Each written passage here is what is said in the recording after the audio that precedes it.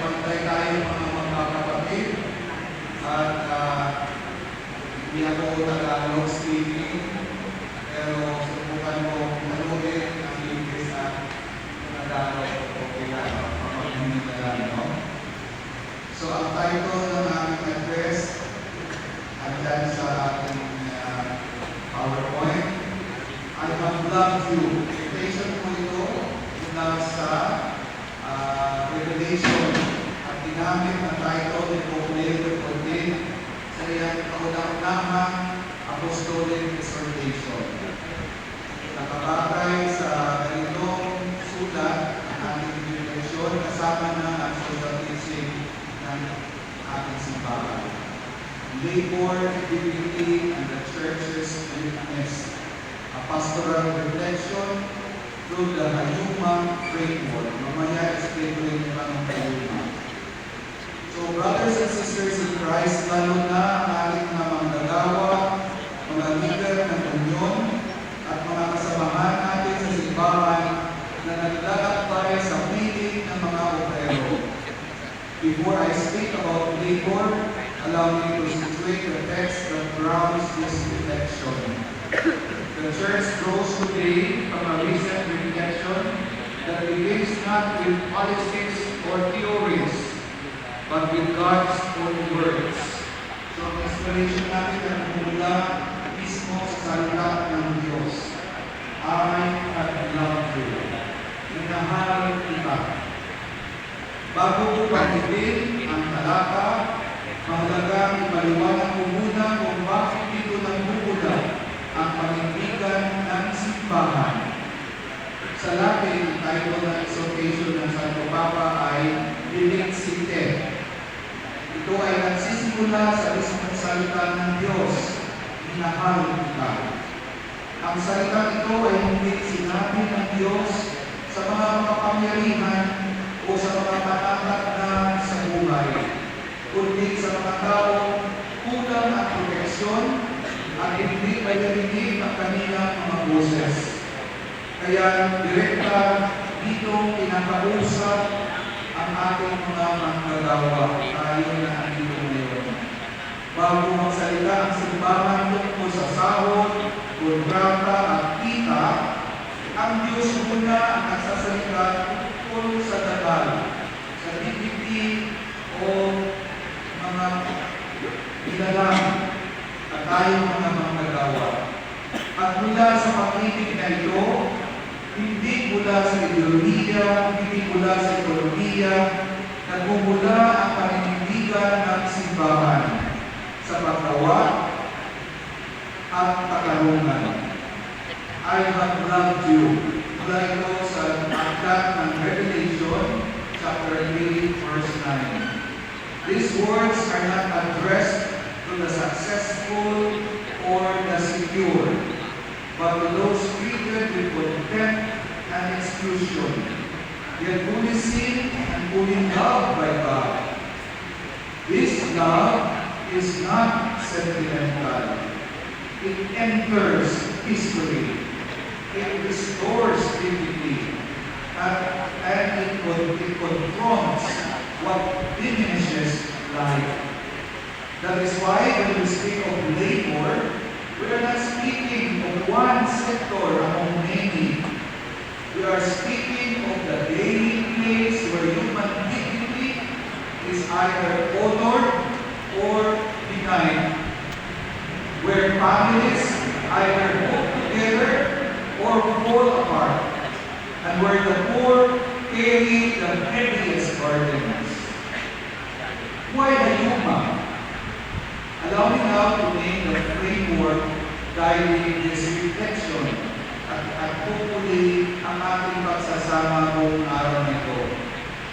We call it Hayuma.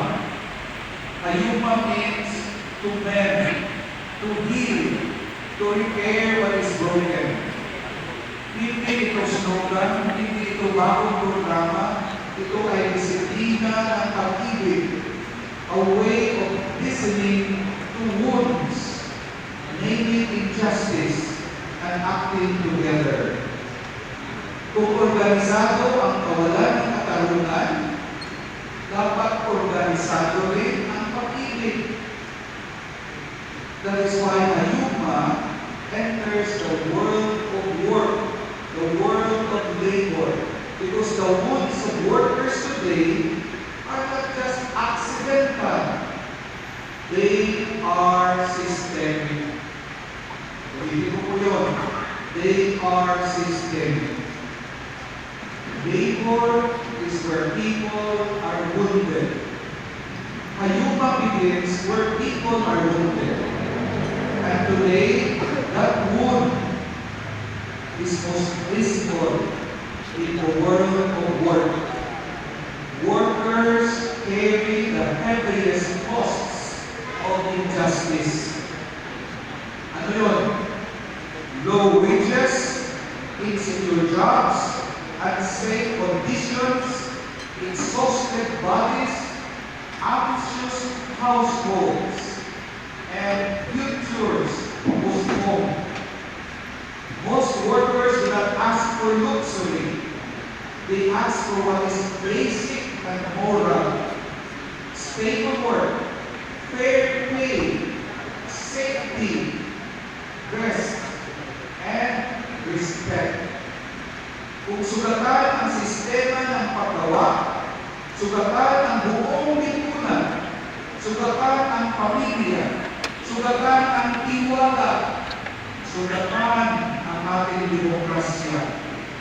That is why labor is an entry point of Ayuma. If you want to mend what is broken, we must begin where people live quietly every day.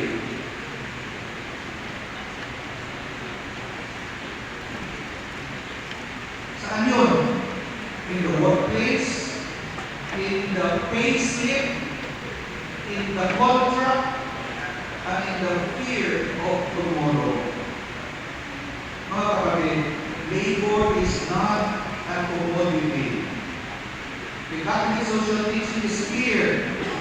In the Latter-day churches, na sinulat ni St. John Paul II, teaches us the human person is the subject of work, not object. The single sentence, that the human person is the subject of work, changes everything. Ang manggagawa ay hindi kagamitan, hindi palitan, hindi gastos na pwedeng bawasan para expenses. Kasi sa accounting system, sa expense ang labor, hindi siya sa income. From this flows a core moral principle.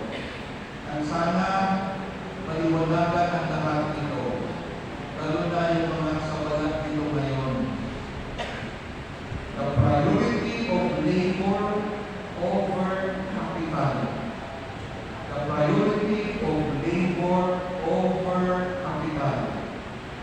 Capital is necessary, like technology, machines, investments, but it is always secondary. Whenever profit is protected by making workers disposable, the moral order is inverted. Kapag tao ang isinasakripisyo para sa tubo, may balik sa sistema. Ayuma calls us to repair that moral order, to place the human person back at the center. Job insecurity and unjust wages. One of the greatest wounds today is job insecurity. Tama ba? The church calls unemployment and underemployment a social calamity. This speaks directly to our situation.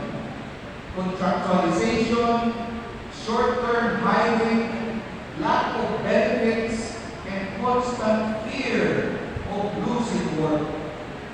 Kapag ang trabaho ay hindi sigurado, ang buhay ay nagiging alalahanin. the church is equally clear. A wage is not merely a market price. Dapat hindi natin sa ating sahod, hindi pa market price. It is a moral measure. Patayan ng ating moralidad. Ang makakarungang sahod ay hindi pabor. Ito ay utang ng katarungan. When wages cannot sustain life, we should not blame the workers. We should examine structures. We should ask, who benefits from cheap labor?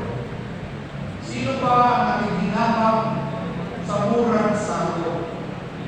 And who carries the hidden costs like hunger, death, utang, illness, and family strain?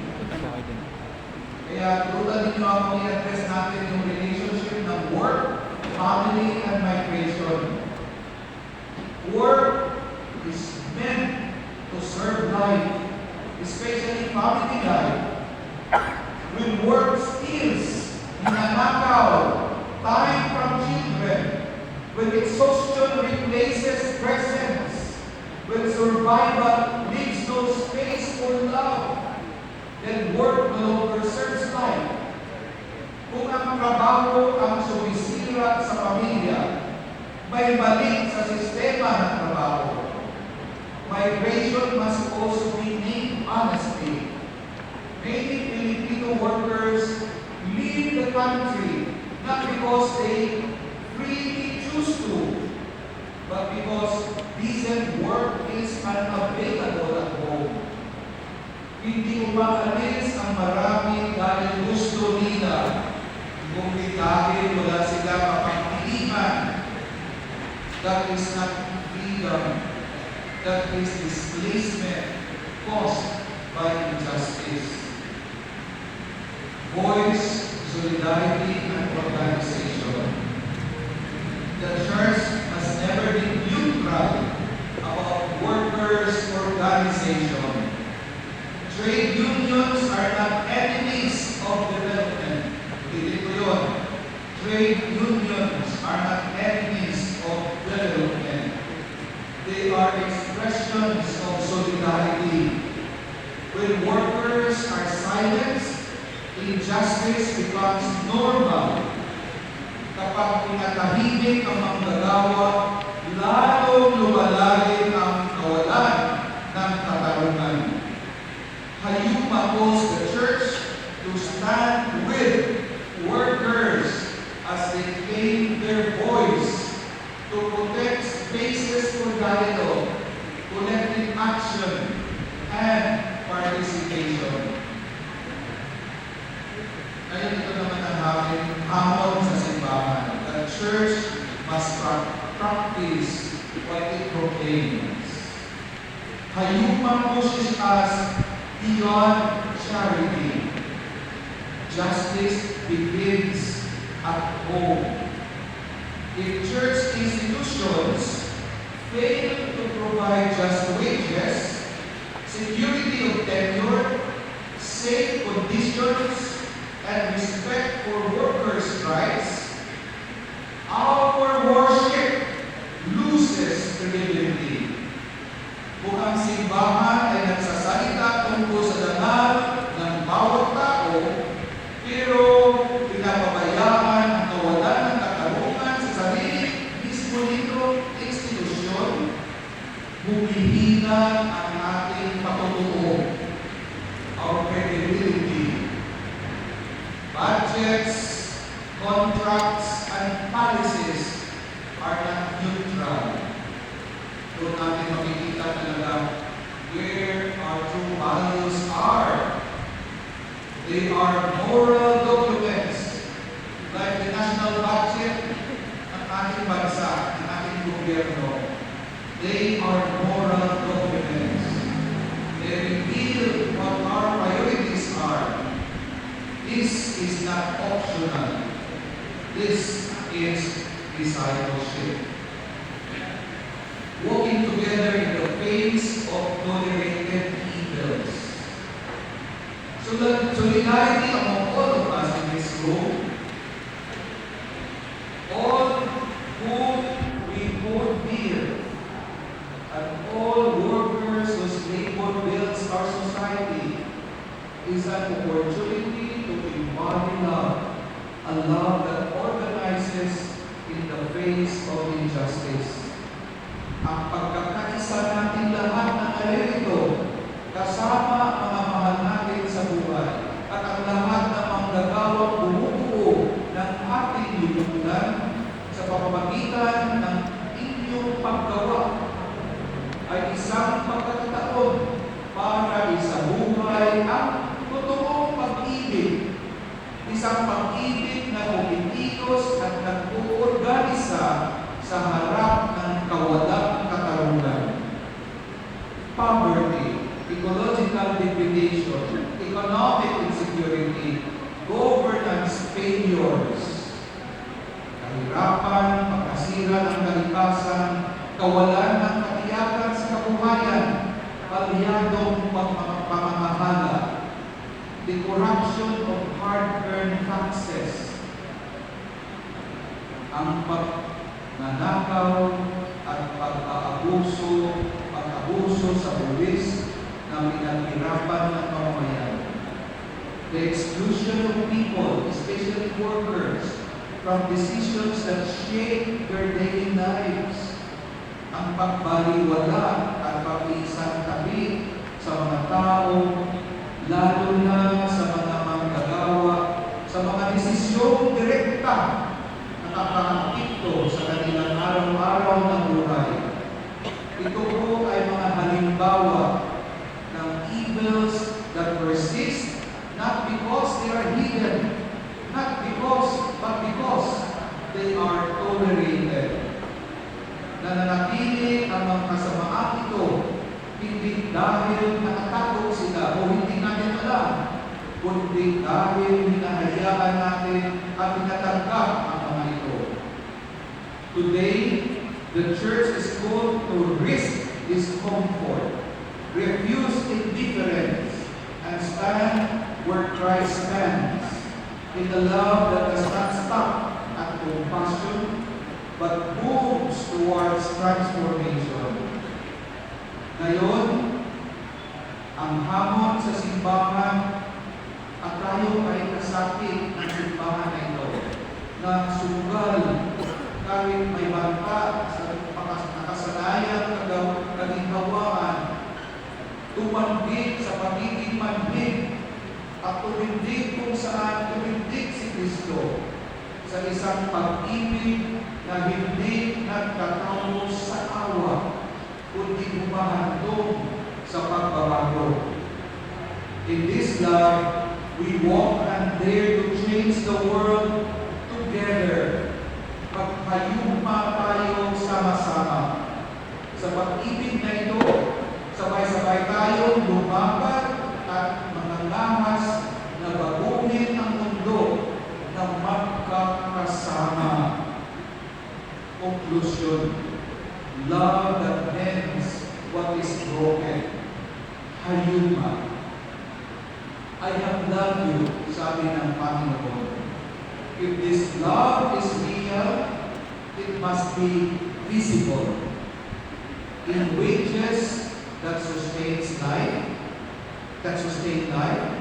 in work that does not crush bodies and spirits, in voices that are heard, in families that remain whole, in a society that honors the labor that builds it. This is how we make love visible. Ito ang hayuma sa mundo ng paggawa. Pag-ibig na marunong makinig, marunong magpangalan ng sugat, at marunong kumilos ng sama-sama. Only then does the gospel become flesh again in the lives of our workers. Sana masimulahan na natin ito o ipatuloy natin ito hanggang makamit natin ito. Hindi lang ang pangarap namin